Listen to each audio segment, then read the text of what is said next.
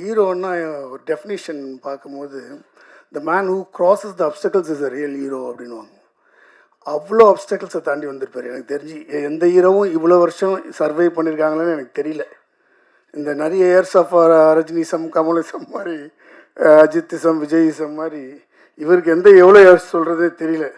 அதெல்லாம் தாண்டி வந்தவர். அவர் அமைதியாக உட்காந்துட்டு இருக்கார் பாருங்க, எதுவுமே பண்ணாத மாதிரி. ஸோ ஒரு டெடிக்கேட்டட் அண்ட் டிசிப்ளினான ஒரு ஹீரோன்னா அது அவர் தான். இத்தனைக்கும் அவரோட ஒர்க் பண்ணதில்லை, எல்லோரும் சொல்ல கேட்டே நான் அவ்வளோ பேசுகிறாங்க அவரை பற்றி. பட் அவர்கிட்ட ஒரு கதை சொல்லி வச்சுருக்கேன். பட் ஸ்டில் நான் அவர்கிட்ட ஒர்க் பண்ணுறதுக்கு அவ்வளோ ஆசையாக இருக்கேன். இந்த மாதிரி ஒரு ரியல் ஹீரோக்கிட்ட வேலை செய்யணும்னு ரொம்ப ஆசை. ஏன்னா அறிவியலுக்குன்னு நிறைய சொல்லியிருக்காரு அவரை பற்றி. அதனால் I really want to work with him very soon. பார்க்கலாம் எப்படி அமையுதுன்னு அதை பொறுத்து தான். And Murugadoss sir, always a big fan of your work sir. உங்களை பார்த்து தான் படம் பண்ண வந்தோம். ஸோ அதில் உங்களை பற்றி நாங்கள் சொல்கிறது ஒன்றும் இல்லை. நீங்கள் you crossed beyond boundaries, you have reached. Thank you sir.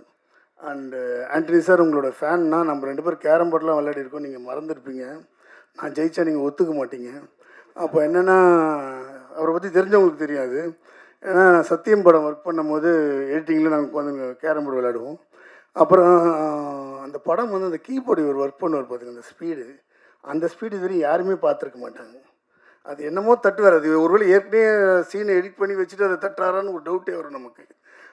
அந்த ஸ்பீடில் பண்ணுவார் அப்படி. நம்ம என்ன இல்லை, இந்த சீன் இப்படி கேட்கலையே, வில்லனில் ஃபஸ்ட்டு வரணும் அப்படின்னா ஏதோ தட்டுவார். எல்லா லெட்டர்ஸையும் தட்டிட்டு ஒன்று தட்டுவார், பார்த்தா அது வந்துடும். அது எப்படி வருதுன்னு தெரியாது, அந்த மேஜிக் என்ன நடக்குதுன்னே தெரியாது. அந்த மாதிரி எடிட்டர்ஸ் எனக்கு தெரிஞ்சு இனி எந்த ஜென்ரேஷன்லையும் வர முடியாது.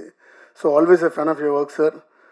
And heroine, you look very beautiful, stay beautiful. அந்த படத்தில் அந்த சாங் ரொம்ப ப்ரீஸியாக இருந்தது, கண்ணம்மா கண்ணம்மா சாங். நம்ம தலைவன் கலெக்டர் டான்ஸு இவ்வளோ ஸ்டைலிஷாக இப்போ ஆடிட்டுருக்காரு, என்ன டான்ஸ் அது. ஸோ அதனால் அவருக்கு ஒரு பெரிய டிசர்விங் பிரேக் வரணும் இந்த படம்.